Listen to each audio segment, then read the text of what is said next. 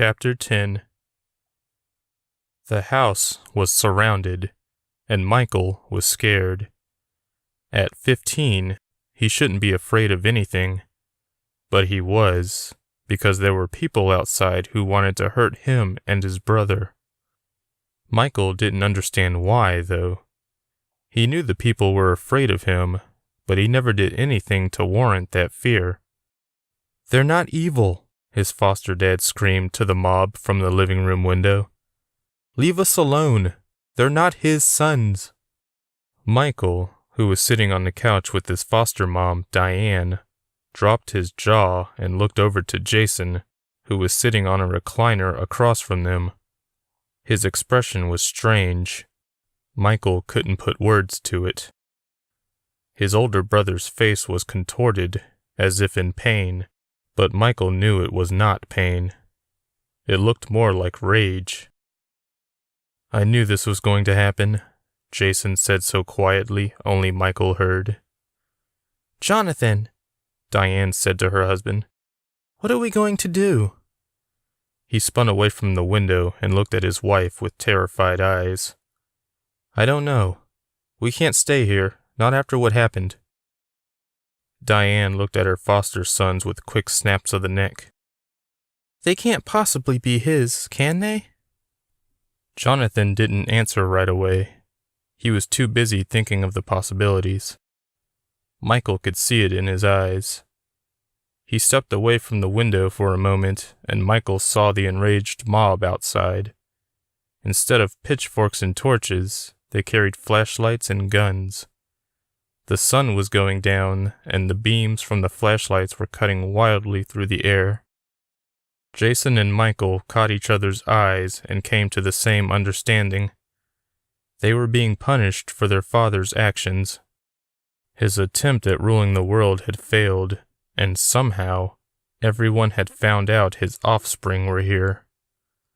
Michael didn't know where his dad was now, but he desperately wished he were here to protect them. Just then, he remembered telling his friend Christian all about how his father was planning something special for the world. He had gloated to Christian at school that his father was magic and could do anything he wanted. Of course, Christian hadn't believed him at the time, and Michael had forgotten he'd said anything at all. But then the event occurred. A short while ago, a giant monstrous man had wandered around, destroying buildings and causing panic, with hideous creatures following in his wake. Michael had seen it on the news and had known from that very moment the man was his father. It had to have been. Those orange eyes, the same as Dad's. Christian had sold Michael and Jason out. There couldn't be any other explanation. And now there were people outside who wanted the boys dead. The giant monster man had disappeared shortly after beginning his invasion, along with his monstrous companions, so not much damage had been caused. But Christian was smart enough to put two and two together. He must have told someone, and then that person told someone else, and so on and so forth. Of course, there was that other thing Michael had shown Christian, but that had been an accident, and it had happened so quickly there was no way Christian could have even noticed. And now everyone was outside the house, waiting for the perfect time to strike. They must have thought the young boys had magic powers too. Michael and Jason had done nothing to fuel this assumption, and Michael couldn't help but be thankful for that. It may be the only thing that saved them. But then, the window at which his foster dad had stood moments before shattered as a large rock sailed into the living room, and then the screaming began. Michael started awake on Les's bed. Les, who was asleep on the floor, was snoring noisily, but that wasn't what had awoken him. Not by a long shot. Nothing could compare to that horrible nightmare, that memory. He heard a tapping at the window. It was early, and the sun was slowly starting to rise. Michael saw the shadow of someone on the blinds. He already knew who it was. Lifting the blinds, he saw a blond man with short cropped hair standing just outside, a smile on his face. He was wearing a white polo shirt and tan khakis. Michael opened the window. "Morning, beautiful," said the blond man. "Morning, Jason." "I see you've made a new friend," said Jason, eyeing Les, who was still asleep on the floor. Michael said nothing. "Did he give you the orb?" Michael nodded. "Good. That wasn't very nice of you, leaving the hotel like that. I was worried about you, little brother." "I just wanted to get out for a while," Michael said. "Is that the real reason? Or were you trying to get out of doing what needs to be done?" Michael knew Jason was no fool. "I know you're scared," Jason continued, "but everything will be all right once it's all over. I promise. Do what has to be done, no matter the cost. Just like Dad used to say?" Jason smiled. "Exactly. You have a good memory. You were so young when he said it." He patted Michael's cheek. "Just like Dad used to say. We're going to some public places to see if I can sense the one we're looking for," said Michael. "Whose idea was that?" Jason asked, looking impressed. "Mine," Michael lied. "You're so smart. I'm going to keep an eye on you guys, but you won't be seeing much of me until it's time. Take the orb wherever you go. Can you handle that?" Michael nodded again, but he seemed upset about something. "What's wrong with you?" Jason asked. "I don't know if I want to do this anymore. I don't want to take over the world. It doesn't seem so bad the way it is." "The world is a flawed and dangerous place," Jason said. "If you look around you, it doesn't take long to see it." Michael still seemed hesitant. Jason sighed, and then cupped his little brother's face in his hands. "You remember what those people did to our foster parents, to the people who truly loved us?" Michael nodded. "Tell me what they did to them," Jason said. "They killed them." "And why did they kill them?" "Because they don't understand." "Exactly," Jason said. "They killed our foster parents because they didn't understand. They thought you and I were monsters just because our dad was a monster." Michael flinched at the accusation. "I don't mean to be cruel, brother, but our dad did some monstrous things. But those people showed us their true colors when they turned on us. Did they give us a chance to show what we were really like? Were they fair to us?" Michael shook his head. Jason took a breath and said, "What am I getting at, little brother?" "These people can't be allowed to think for themselves," said Michael. "They don't deserve this world." "Exactly, little brother," Jason said. "This orb is a gift, and it would be a crime not to use it. All of this is happening for a reason, and soon it will all be over." It was nearly noon when Les finally awoke, and Michael was anxious to start his search for the one who could activate the orb. They started at the mall. Michael carried the orb around in one of Les's backpacks. Les suggested they go to the food court and just let people pass them by. Nothing special happened, but David and Curtis walked by, not noticing them. Les heard them talking about a party they were having later that night. He wasn't too surprised he wasn't invited. Not after what happened at the last party he'd gone to. That damn racist joke. Les and Michael spent at least 2 hours there, but after striking out, they moved on to a bowling alley. They even bowled a few games, but Michael did not sense anything. Les had made a joke about bowling with the orb, but Michael was not amused. Next, they went to a place that wasn't helpful, but Les really wanted to go there anyway. It was Lan Overboard, a small establishment he hadn't visited in a while. The small building was made up of around 30 computers, all connected to one another. Les and Michael sat at 2 computers side by side and booted up a World War II shooter everyone else was playing. Since it was so early in the day, there weren't that many people to play against. The proprietor was sitting at the front desk, reading a magazine. He'd already taken everyone's money to play on his computers for a few hours, so he didn't really care what they did. Since there were only 4 other guys there, they decided to play team deathmatch, splitting up into 2 teams of 3 guys. A nerdy 16-year-old boy joined Les and Michael. After 30 minutes, Michael had killed the other team 10 times over, single-handedly. No matter what strategies they tried, they always got their butts handed to them. After a while, the other guys got frustrated and convinced Michael and Les to play just regular deathmatch, no teams. Michael killed everyone within a matter of minutes. He was an ace at sniping, and he even managed to sneak up on a few guys and slit their throats with a hunting knife. The other players had had enough. They got up and left before their time was up.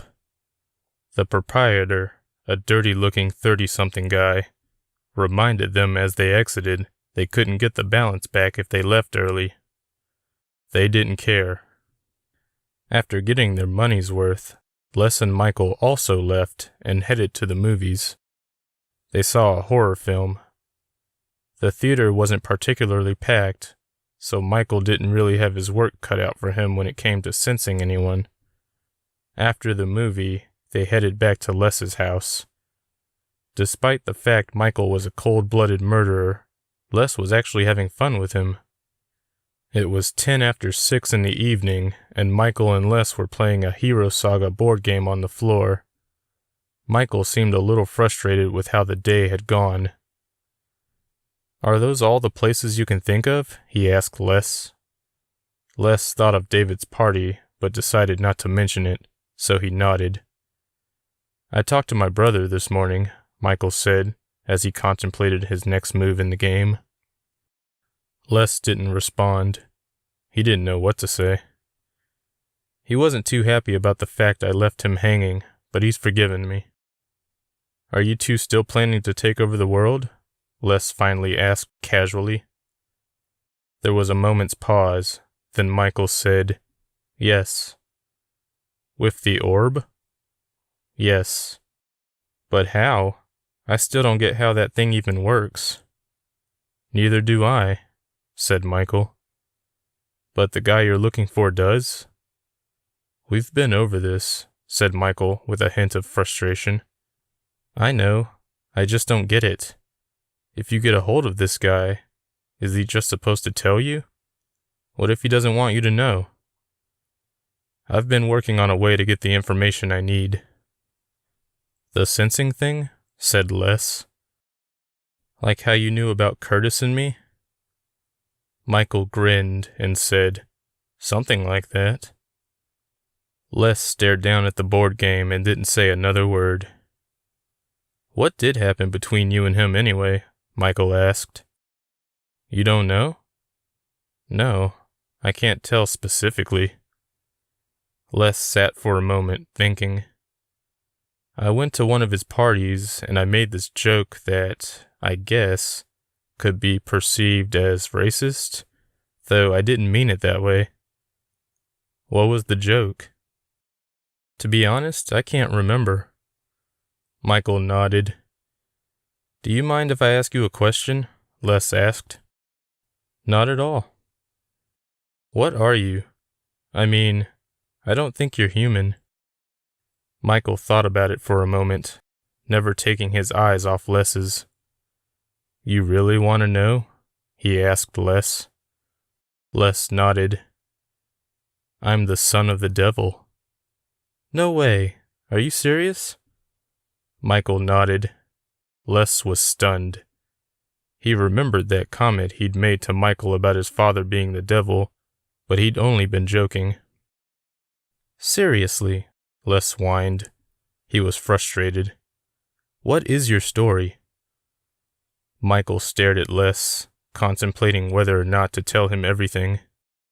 Well, I guess it won't hurt to tell you. It's a sad story, though. I'll start at the point that drove my brother and me to this moment. The rock crashed through the window and landed on the floor. Diane screamed as she jumped to her feet, pulling Michael along with her.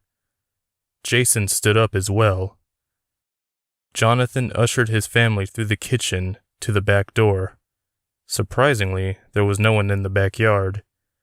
The family ran outside onto the wet grass. "Take them and hide in the woods," Jonathan said to his wife. "What are you going to do?" she asked, gripping her foster kid's hands tightly. "I'm going to get rid of the mob." Michael could tell his foster dad didn't sound confident in his ability to do such a thing. Michael worried for him, wanted to tell him to come with him, that the mob would kill him if he tried to speak to them. But before the young man could say anything, Jonathan went back into the house. Diane was already racing to the woods behind their house. Michael was surprised to see not a single tear in her eyes. Her face was hard and determined. From the light of the moon, he could also see Jason's face. He looked even more furious than he had in the living room. Jason had known this was coming. He'd said so himself. As the family squat in the dark trees, they waited and listened. Michael could faintly hear his foster dad's voice as he tried to placate the angry townspeople. "What makes you think they're his sons?" Jonathan asked them calmly. "One of Michael's friends told us," an old man shouted. Michael could tell he was old by his voice. "Says your boy was boasting about his father weeks before the attack. He also said your boy disappeared from one spot on the playground and appeared in another spot a second later." Jason looked angrily at Michael. Christian had indeed noticed Michael's hiccup. "And do you believe this boy's claim?" Jonathan asked. "Who is this boy who speaks against my sons?" "The boy's identity doesn't matter," the old man declared. "And those two little bastards are not your sons. The sooner you accept that, the better. We don't want to hurt you and your wife. We just want the boys. Give them to us." "That's not going to happen." Michael could hear the confidence building in Jonathan's voice. He truly did love his foster sons as if they were his own flesh and blood. "But where is our real dad?" Michael asked himself. How could he leave them in the care of strangers? "Last chance, John," a woman said from the front of the house, her voice carrying even better than the old man's. "Give up them children, or there will be hell to pay." "I have a thick wallet." Michael almost laughed at his foster dad's lame attempt at a joke, but the sound of Jonathan's sudden screams made laughing impossible. Those people were attacking his foster dad. This terrible moment went on for a long time. Michael wasn't sure how long he'd been hiding in the trees, but it had been long enough to make his knees hurt. His foster dad's screams ended not long ago, and now the angry mob was rampaging through his house, looking for him and Jason. Diane was quietly sobbing over the possible death of her husband, and Michael could see Jason also had tears in his eyes. But Jason did not sob. If Jonathan was indeed dead, then the eldest brother was now the man of the family. Lights were flashing to life all around the house as the mob made its way from room to room, searching. "We can't stay here," Jason said. "We have to move." Diane continued to stare at the house. She had stopped sobbing and was now blank-faced. Michael wondered if she was even with them anymore. Jason wiped the tears from his eyes and stared at his foster mother, waiting for her to say something, waiting for her to tell them everything would be okay. After a moment, Diane finally came to her senses and looked from the house to the boys. She placed her hands on their faces and stroked their cheeks. In that moment, Michael felt relieved. He barely remembered any other mother than Diane, and even after his real father's revelation about the boy's parentage, Michael had never stopped thinking of his foster mother as his real one. "You two have to hide in the woods," she said quietly. "Go to that hiding place where you used to play as children. Remember?"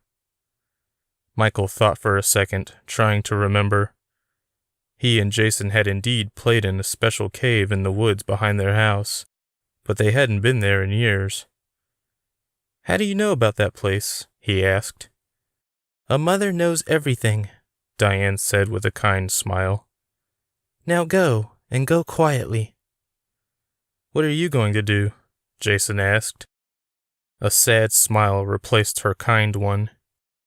"I'm going to lead those people in the wrong direction." "No!" Jason nearly shouted. "It won't work. They'll just kill you like they killed Dad." Diane's kind smile returned, and Michael thought it was because Jason referred to Jonathan as Dad. "No, they won't, baby." She kissed Jason's forehead, and then turned and did the same to Michael. "I'll join you when I can. Stay in your hiding place until I get there. If I'm not there by morning, just run. Don't return to the house." "What if they find us?" Jason asked. "Do what you have to do in order to get away," Diane said with a tone that Michael had never heard from her before. "Go, now." Jason took Michael's hand and they sprinted into the dark woods, leaving the only mother they had ever known behind. The slide down the wet, grassy hill was probably more unpleasant than it used to be in their younger days, but Jason looked like he was trying to ignore the pain as best as he could. It was the fastest way to the caves, Michael knew. Once he was at the bottom, he called up to Michael, who immediately followed, though the ride seemed to be less unpleasant to the youngest of the brothers. When Michael reached the bottom, Jason led the way to the secret cave. The trees were thicker here, so the moonlight didn't penetrate as well as it did at the top of the hill. Jason looked like he was trying to remember which way to go, but it had been nearly 7 years since he'd last ventured this deep into the woods. He stopped dead in his tracks, hoping to get his bearings, when Michael walked right into him. Jason sighed, but said nothing. "Sorry," Michael murmured. Jason smiled and patted his brother on the top of his head. "It's okay." "Are we lost?" Michael asked. "I believe we are. Do you remember which way to go?" Michael looked around for a moment and then began walking in one direction. Jason followed. After a few minutes, they found the hidden cave at the bottom of another hill, though this one wasn't as steep as the last. The brothers climbed into the darkness of the cave and buckled down behind a large boulder inside. Michael remembered this boulder from his childhood. He and Jason used to try climbing it back when they were much shorter. Time ticked by very slowly in the dark cave. Jason and Michael didn't say anything to each other for quite some time. In the silence, Michael took the time to reflect on his life and how it had gone so terribly wrong. There was no doubt in his mind his real father had something to do with the event. The giant and its monstrous entourage. But what was Dad trying to accomplish? Michael asked himself. Was he trying to scare people into insanity? These thoughts occupied his mind for a while, which made the time go by faster. "Do you think Mom's okay?" Michael suddenly asked, snapping himself out of his thoughts. "I think so," Jason replied kindly. "She's tough, just like you." "Are we going to be okay?" This caught Jason off guard for some reason. He clearly knew things would never be the same for him and Michael ever again. How could people so easily believe he and Michael were the sons of the monster? What proof did they have besides the confession of Michael's classmate? Were the townspeople of Halbertsville really that superstitious? And what good would it do to kill the sons of the monster? None. Michael knew he wouldn't be able to talk any sense into the townspeople, so where did that leave him and Jason? Would they have to go on the run for the rest of their natural lives? Just then, a noise startled the brothers. It sounded like someone walking on wet leaves. Michael joined Jason as they crouched behind the boulder. The cave was small, and they could go no farther. They could only hide. A figure appeared at the cave entrance, silhouetted by the moonlight. Michael immediately noticed how small it was. "I know you're in here," a male voice said, and Michael noticed how young it sounded. He decided to wait, however. It could be a trap. The kid continued to stand at the mouth of the cave, waiting. He was not going anywhere until he'd confirmed his find, Michael realized. As he stayed crouched behind the boulder with Jason, he suddenly remembered something he once stashed in this very cave years ago. He reached for it now, under the boulder, in the wet, loose soil. Would it still be there after all this time? Jason saw him digging and joined in. "Do what you have to in order to get away," Mom had said. Michael didn't think it would come to that, though. He continued to search for the object anyway. "I'm coming in," the boy said. Michael could see the intruder's shadow stretch before the young man as he took a step into the cave. Jason could hide no longer. He stood and faced the stranger. The boy standing before him was at least Michael's age of 15. He had long brown hair and tanned skin. Michael, who was standing up next to Jason, recognized the boy immediately. "What are you doing here, Christian?" he asked. "I knew you were here," Christian said in astonishment, his eyes widening, as if he had just found a treasure. "What are you going to do about it?" Jason asked, gripping something tightly in his right hand. Michael had seen him pull it out from under the boulder before standing up, and he knew Jason was prepared to use it. "What do you think I'm going to do?" Christian asked, losing the astonished look. He was angry now. "You're the sons of the monster. Michael said so himself. You'll turn into monsters just like your dad. Your real dad." "Are you insane?" Jason asked, completely furious now. "Are you really stupid enough to take Michael seriously? He's just a stupid kid like you. Of course he thought it would be cool to say he was the son of the monster." Christian's lips curled up into a sneer. "He said that before the monster ever showed up. That is why I believe him. And now you two have to die before you turn into monsters too. Plus, Michael can teleport. I saw him do it. You really are stupid. Do you know that?" Jason gripped the object so tightly his knuckles turned white. The time to use it was fast approaching. "Where is everybody else?" Michael asked. "I wanted to make sure you were here before I told them," Christian said. "Me and Michael played out here once when we were younger. The adults are back at your house, killing your fake parents." Michael felt a sharp pain in his gut at the words. Before he could reply, however, Jason screamed, "You're lying!" "No, I'm not. They're beating your mom to death right now, asking her where you two are. I think your dad's already dead." Before Christian could even finish his sentence, he was on his back on the wet dirt. Jason was grabbing Christian's throat with his left hand and stabbing him in the stomach with the knife in his right. Michael watched from behind the boulder, too afraid to move. After a minute of continuous stabbing, Jason finally stood up. He was breathing heavily now from the anger and exertion. He was also crying. Michael looked down at the bloody weapon in his brother's hand. "Hey, that's my knife," he said numbly.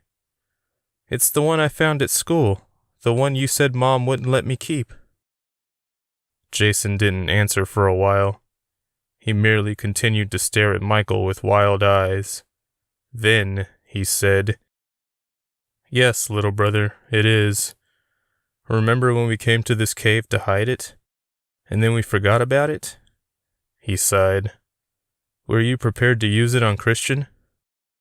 They both laughed at this, almost forgetting a murder had just been committed. Once the laughter stopped, however, they reverted back to the lost little boys they truly were.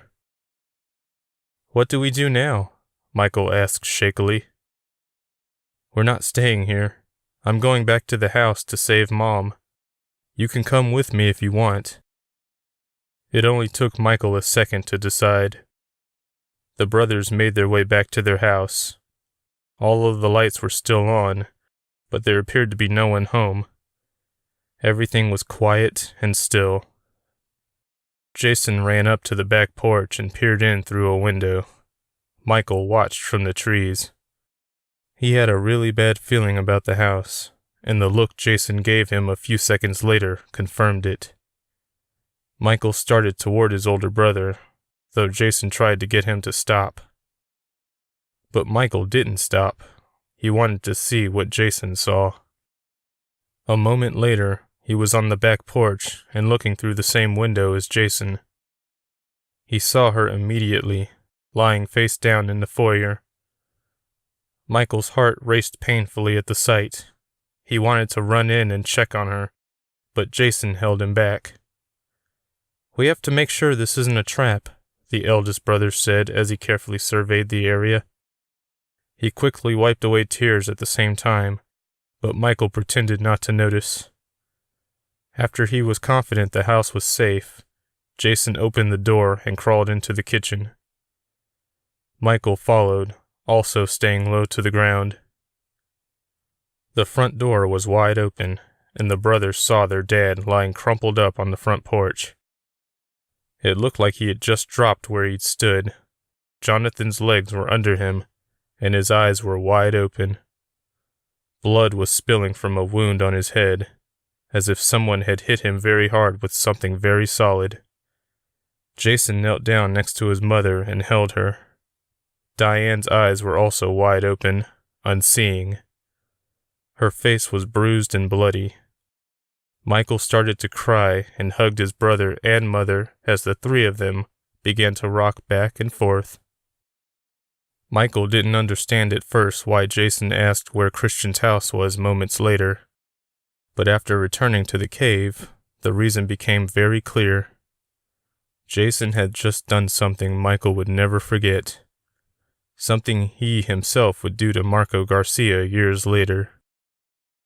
Once they reached Christian's house, a blue one-story with white shutters, Jason rang the doorbell, then darted behind some bushes where Michael waited. "If they want monsters," Jason said quietly, "we'll give them monsters." A moment later, the cold night air was rent with the screams of Christian's parents as they gazed upon the gift from Jason sitting on their front porch. Les sat, horrified by the story Michael had just told him. "Oh man, that's awful. I'm sorry." Michael nodded, his eyes glazed and his thoughts elsewhere. "Thanks. I can't believe they killed your foster parents like that." Jason said it was inevitable. People fear what they don't understand. "Wait a minute," Les said, suddenly remembering something. "You said your dad turned into a giant monster. I don't remember ever hearing about that on the news." "It happened somewhere else," Michael said simply. "Yeah, but no matter where it happened, I think the news would have reported a bunch of monsters attacking the planet." Michael said nothing. "What about your mom? Your real mom. Do you know anything about her?" Michael shook his head. He clearly didn't want to talk about her, so Les changed the subject. "What about the orb?" Les asked. "Does your dad have anything to do with that?" "No," Michael said, hesitating. "That's something else entirely."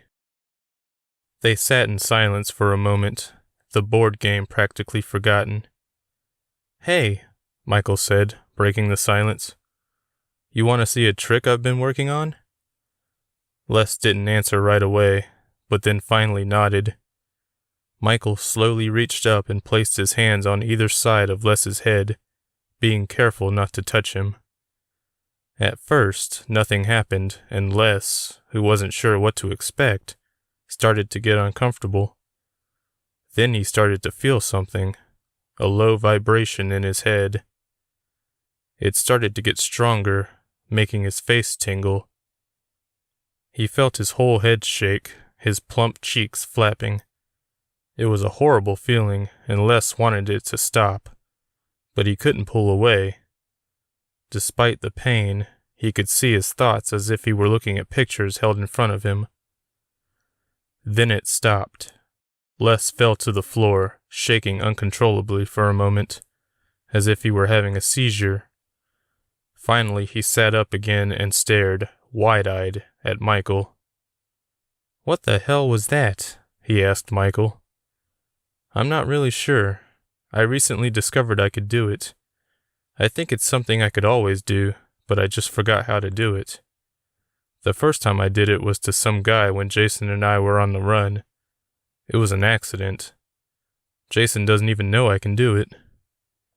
"I could see some of my thoughts, clear as day," said Les.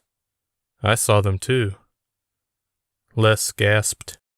"Were you reading my mind?" Michael nodded. "What did you see?" "I know the joke you told Curtis at that party," Michael said with a grin. "No wonder he hates you." Les was spellbound. If Michael had seen that thought, then surely he saw. "I know you're holding out on me too," Michael added.